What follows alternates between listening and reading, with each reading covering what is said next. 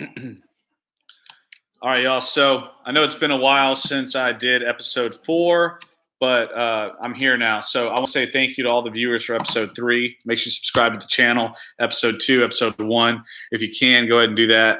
Just hit the subscribe button. So it's been a bloody day in the stock market. I've had a couple friends, talk to quite a bit about everything going on, and the one thing for sure has been pretty much everyone saw down, except for the people who were betting on the correction. I have a friend of mine who I believe his name is Kyle. I know him as the Rooster on Twitter. He bet again. He anticipated the big dip coming today, and I believe he made some money on it. So congratulations to him. For the most part, I wanted to talk about NIO. I thought they did a really great job after the earnings. The stock went up kind of the way I expected it to. I don't actually own any shares of it, to be honest with you. By the way, let me preface this by saying this is not financial advice. Nothing I'm saying is just my opinion about everything going on.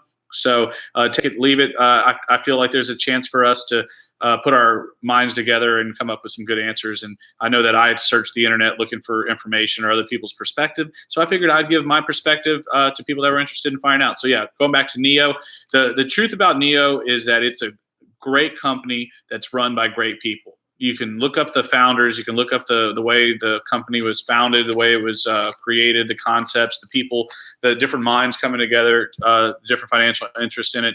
It's well done. It's well put together. I'm not a business major, but I will tell you one thing. I've lived life long enough to be able to look at something and tell you if I feel like it's successful or not, or if it has a chance.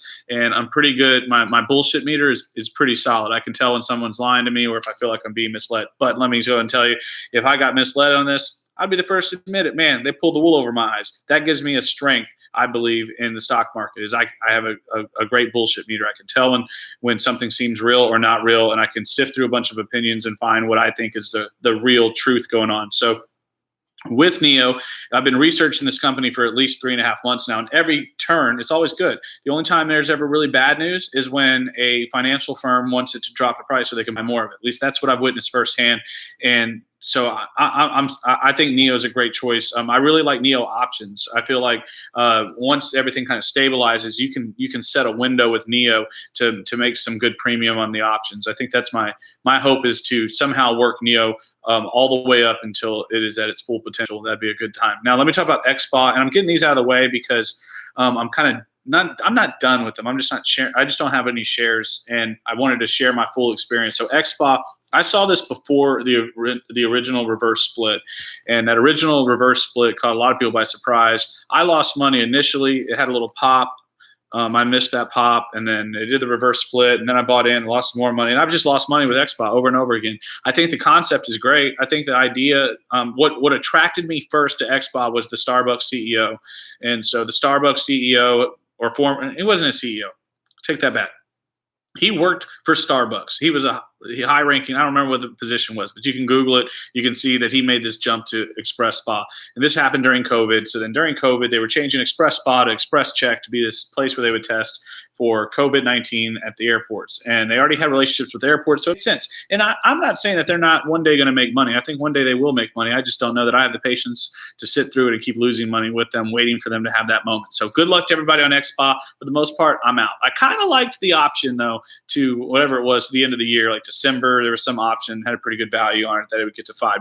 Because if things take off, it could get to $5, in my opinion. But who knows? I'm not a financial advisor. I don't really know. I'm just riding this wave like everybody else. I'm a few months in. I've had some what I would call great success, mild success to some, depends on how much, what everyone's where everyone's valuation is. So moving on now, we've gone over NIO, we've gone over XSPA. Oh, so Toto's Medical.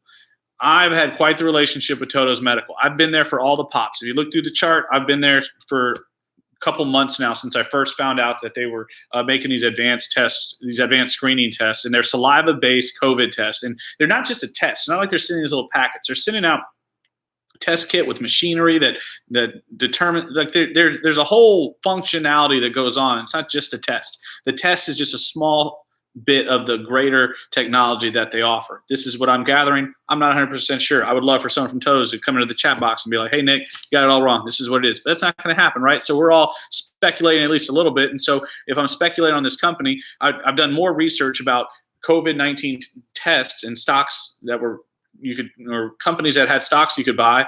And I saw this one that said a saliva-based test went from 10 cents to $10. Now, if that's the case, then I'm moving out of this 3-bedroom townhome into a country club, because that's how long I plan to be on Totos. I just want to be there for the big pop. That's all I want.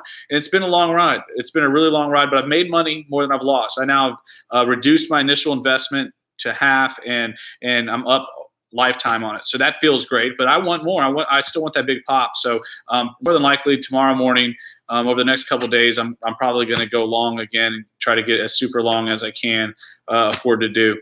So now I want to talk about my experience with Apple. By the way, that's TOMDF, Totos Medical. You can look it up if you would like more information. Feel free to send me a message. I'll tell you more about what I know, but that's where I'm riding with Totos. So talk about Apple. Or actually, I'm gonna save Apple for the end. I'm gonna go with Rocket, because Rocket stole a lot of people's attention the last couple of days. Now, Rocket owns Rocket Mortgages, Quicken Loans, several other companies like that. And as Dave Portnoy would say, Rocket sounds cool, so I want to ride with that one. Agreed. But my deal with Rocket is that the price came down. People questioned it, created this big conversation. Earnings were outstanding, broke records. So why is it down, right? It's a logical question. Makes perfect sense. But the reason that it was down is because they already knew the earnings were going to be great. So the rise was factored in already, moving into earnings. So you just saw people selling off. But I believe there's going to be an organic growth, because that's what happens when the company grows. It's organic. And if it's an organic growth, then the stock will rise on its own without people pumping it. It's just going to go. And so when that happens, I would like to be there for the ride. So I have a couple contracts out on Rocket for October 16th. I think that there's a good chance that things are going to go well. So I sold puts for October 16th, and for $25. I have a plan. I anticipate being well over $40 soon. That's my target, is $40.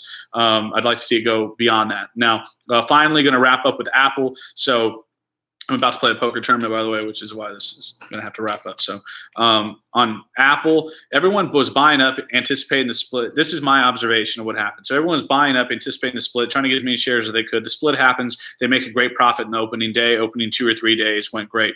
I bought 25 shares prior to the split, and then when it split, I had 100. So then I could do covered calls. And so I did a covered call way out of the money, and took a premium, ended up closing out early, worked out. I also sold a put at $27.50 when it got to $130, and I sold it for 75% profit, and actually worked out pretty good. So I made 3/4 of the premium. That felt like a win. But then came the bloodbath today. So going to the weekends can be real interesting. But I was looking at the open interest on the put side for the short puts, and let me just tell you, 110, 120, those people, there's a lot at 110 and 115, and all the way down to $100. You can see tens of thousands, if not hundreds of thousands, of contracts are open, because everybody wants in at a cheaper price if they can do it. So my thing with Apple is I have my 100 shares. I plan to never get rid of them if possible. I want to ride with those 100 shares as long as I can and keep adding to them. Every chance I get, I'm going to turn my profit. I'm going to buy a couple Apple shares, stack them into that hole. Eventually, if it gets to 200, then I can do 2 covered calls.